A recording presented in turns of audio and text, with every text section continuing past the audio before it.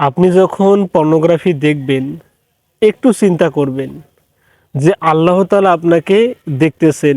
আপনার জানলা বন্ধ, দরজা বন্ধ, ঘরের বাতি অফ, পৃথিবীর কোনো মানুষ জানে না আপনি পর্নোগ্রাফি দেখতেছেন, কিন্তু আল্লাহ তাআলা অবশ্যই জানেন আপনাকে দেখতেছেন। ফেরেশতারা এগুলো লিখে রাখতেছেন, ভিডিও করতেছেন। কারণ দেখেন, আপনি একটা খারাপ কাজ করলে কোনো মানুষ যদি জানতে পারে আপনি কি পরিমাণ আপনাকে লজ্জা লাগে বা আপনি লজ্জিত হন, খারাপ লাগে। একটু চিন্তা করবেন যে আপনি খারাপ কাজটা করতেছেন, আপনার রব আপনাকে দেখতেছেন, ফেরেশতারা লিখে রাখতেছেন। একটু আল্লাহকে একটু ভয় করেন। আপনি পর্নোগ্রাফি দেখতেছেন, কিন্তু আল্লাহ তাআলা আপনাকে এখনও শাস্তি দিচ্ছেন না।